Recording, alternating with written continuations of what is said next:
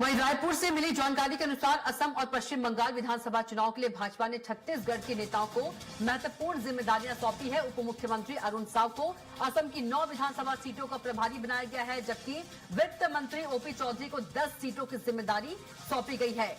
दुर्ग सांसद विजय बघेल को भी 10 सीटों का दायित्व सौंपा गया है। संगठन महामंत्री पवन साय को पश्चिम बंगाल की 56 सीटों की कमान दी गई है। तो बंगाल असम चुनाव में नई रणनीति बता दें कि डिप्टी सीएम अरुण साव को असम की 9 सीटों की जिम्मेदारी दी गई है। वित्त मंत्री ओपी चौधरी को 10 सीटों की और सांसद विजय बघेल को 10 सीटों की जिम्मेदारी दी गई है। तो वहीं यदि पश्चिम बंगाल की बात करें तो पश्चिम बंगाल की भी जिम्मेदारी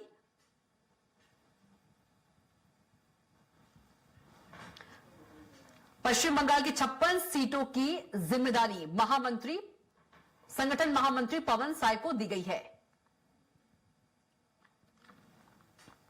तो भाजपा नेताओं को चुनावों की जिम्मेदारी दी गई है।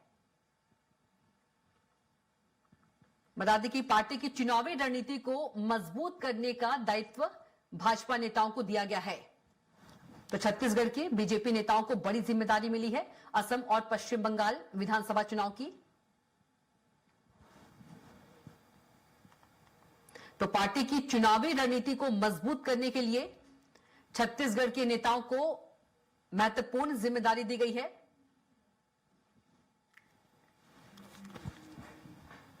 और इसी खबर पर ज्यादा जानकारी के साथ राहुल अग्निहोत्री हमारे साथ से जुड़ गए हैं।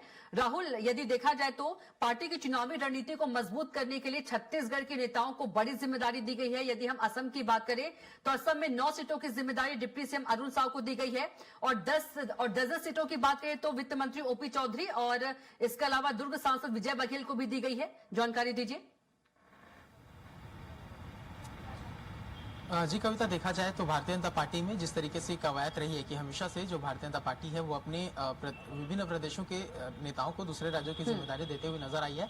और जिस तरीके से पश्चिम बंगाल और असम एक बड़ी चुनौती बनकर के भारतीय जनता पार्टी के सामने खड़ी हुई है, क्योंकि असम में देखा जाए तो हेमंत विश्व शर्मा की सरकार है जिसका देखा जाए तो एक विशेष समुदाय के द्वारा काफी विरोध किया जाता है। और दूसरी ओर देखा जाए तो पश्चिम बंगाल, जहां पर भी हिंदू मुस्लिम जैसी जो बातें हैं वो काफी लंबे समय से चल रही है। ममता बनर्जी के खिलाफ लगातार जिस तरीके से भारतीय जनता पार्टी प्रचार प्रसार करना पिछले चुनाव में भी देखा गया था, जहां पर प्रधानमंत्री मोदी ने स्वयं पूरा पश्चिम बंगाल का कमान संभाला था। तो इस बीच में अपने तमाम जो विभिन्न राज्यों के जो नेता हैं उन्हें जिम्मेदारी सौंपते हुए छत्तीसगढ़ की ओर से कई नेताओं को जो जिम्मेदारी है वो इन दोनों चुनाव की दी गई है। जहां पर मुख्य तौर पर देखा जाए तो जो छत्तीसगढ़ के डिप्टी सीएम है अरुण साव, उन्हें यहाँ पर असम में 9 विधानसभा चुनाव की तैयारियों के लिए जो जिम्मेदारी है वो सौंपी गई है। उसके साथ में वित्त मंत्री ओपी चौधरी को असम के 10 विधानसभा की और दुर्ग के सांसद जो विजय बघेल हैं उन्हें भी असम में 10 विधानसभा सीटों की जो जिम्मेदारी है वो यहाँ पर दी गई है। इसके साथ में देखा जाए तो संगठन के बीजेपी संगठन के महामंत्री पवन साय को पश्चिम बंगाल की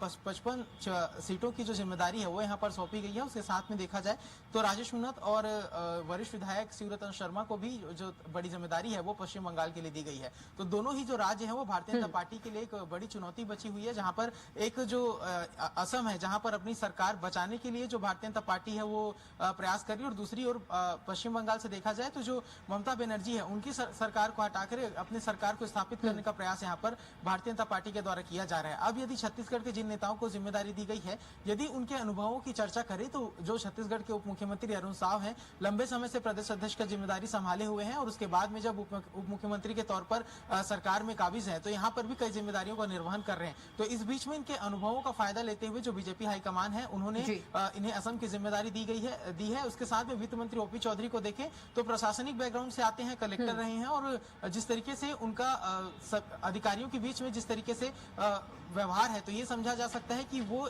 अधिकारियों के साथ कैसे काम करना है इस बात को काफी अच्छे से समझते हैं। उसी अनुभव का जो प्रभाव है वहां पर देखने को मिलेगा। कलेक्टिवली जो लीडरशिप क्वालिटी है वो वित्त मंत्री ओपी चौधरी के अंदर खासतौर पर देखी जाती है। और यदि दुर्ग सांसद विजय बघेल की बात करें तो लंबे समय से संगठन से जुड़े हुए हैं, लंबा अनुभव इनका एक नेतृत्वकर्ता के तौर पर रहा है, तो इनका भी जो प्रभाव है वो असम के चुनाव में दिखने वाला है। साथ में यदि संगठन के जो महामंत्री पवन साय हैं, यदि उनको देखें तो वहां उन्हें पश्चिम बंगाल के 56 सीटों की जिम्मेदारी दी गई है। और पवन साय जो है लंबे समय से संगठन को किस तरीके से निर्वहन करना है, कार्यकर्ताओं के बीच सामंजस्य कैसे स्थापित करना है, जिम्मेदारियों को किस तरीके से बंटवारा करना है, इन सभी विषयों पर उनकी जो विशेषता है वो है। तो ये पश्चिम बंगाल में अपनी खास प्रभावी जो भूमिका है वो अदा कर सकते बिल्कुल, हैं। और जो इनका इसके अनुभव बाद है में वो यदि पार्टी वरिष्ठ को विधायक चुनाव में मजबूती देगा। राहुल, आपका बहुत ही शुक्रिया हमारे साथ जुड़ने के लिए और जानकारी देने के लिए।